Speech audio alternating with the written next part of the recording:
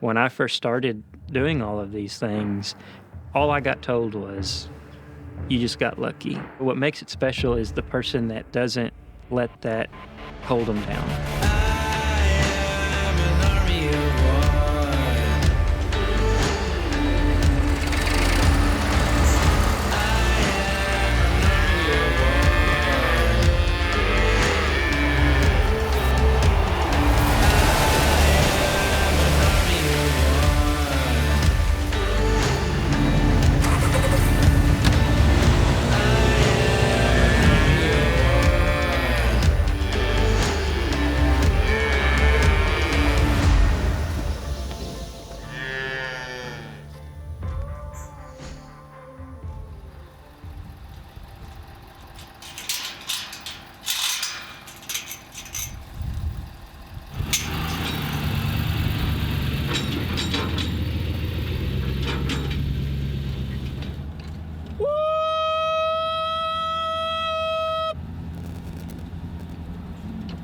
From a day-to-day perspective, it really depends on the time of year and what's going on with the cattle or the ranch.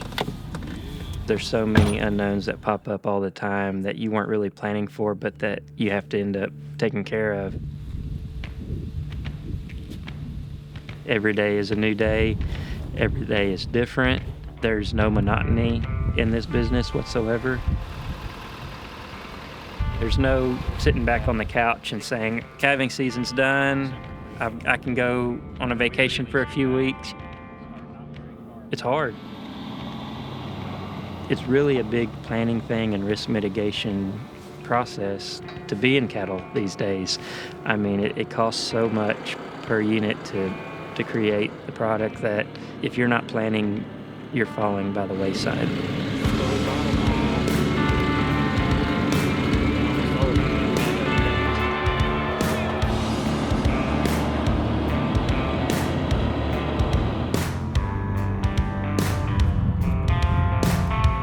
A lot of people don't realize how hard it is to make sure that you're putting things in place to where your customers can afford them.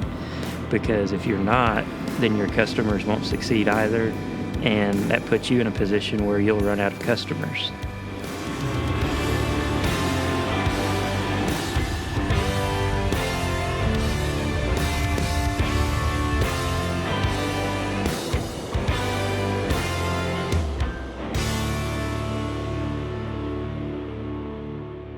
What's challenging about raising cattle?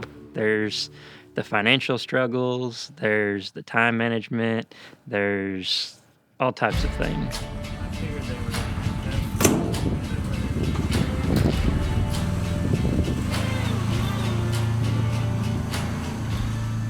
Costs of goods are going through the roof. Fuel costs are through the roof. Fertilizer costs 3 times now what it cost me when I started 7 years ago. It's costing twice or 3 times as much to feed these cattle, but you're not getting 2 or 3 times as much when you sell them. Those prices are not keeping up with the cost of input. There's a lot of people right now losing money with cattle. I think overall, when the prices of things go up, it's hard for the consumer to realize how much things went up in price versus what they're paying in price. That's why we've done a lot of vertical integration in the business to where we can capture all those small margins into still being a livable margin at the end of the day.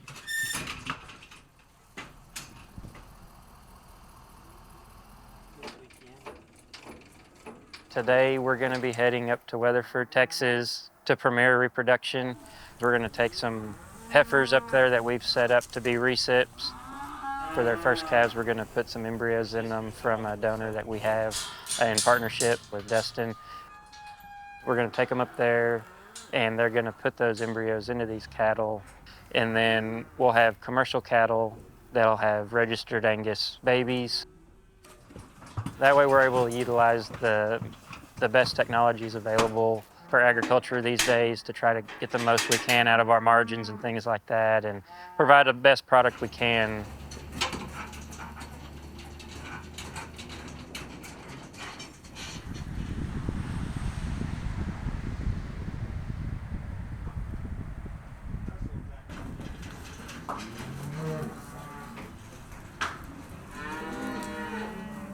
7 days ago, we bred this cow, and now the goal is to pull out the embryos and transfer them into other animals.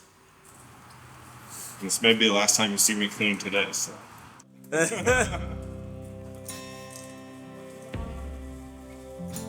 We're gonna run fluid into her horns of her uterus.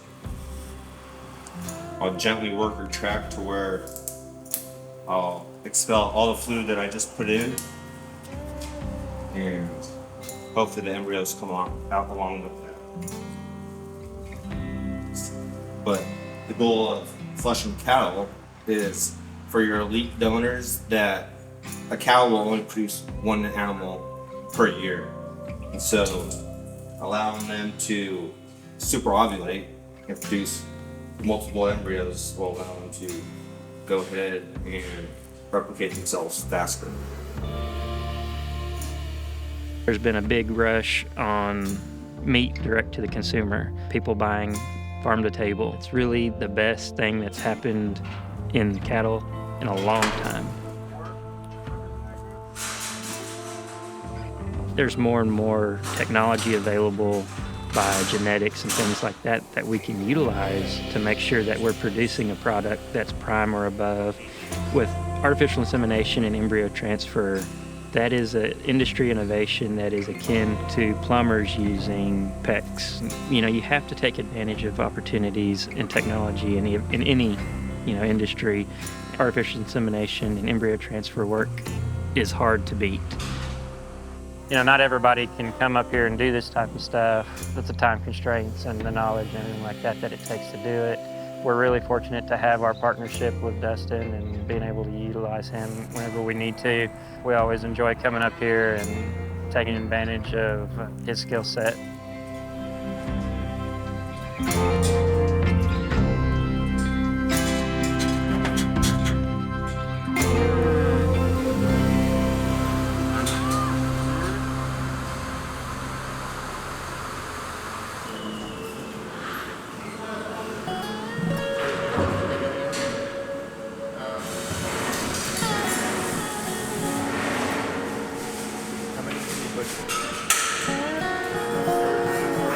A lot of the decisions that we make genetically and things like that on the cattle that we give our customers is we want them to be able to make money too, because if they succeed, we'll succeed as well. It doesn't do me any good to sell somebody a $30,000 animal if their goal is to sell meat at the farmer's market every Saturday. A lot of what we do is we try to find out what the customers their end goal is. I wouldn't change it for a world. We've been incredibly blessed being a part of the ag industry overall. I mean, I've met so many people and experienced so many things that I couldn't replace or replicate in a different setting.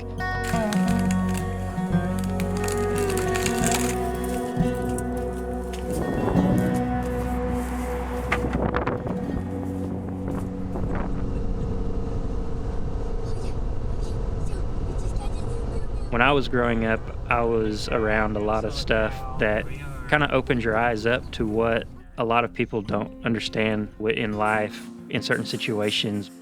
I got involved with a group of people that did the right thing for their neighbors. And when they saw something that needed to be done, they took care of it. A lot of the giving that we do is kind of centered around that.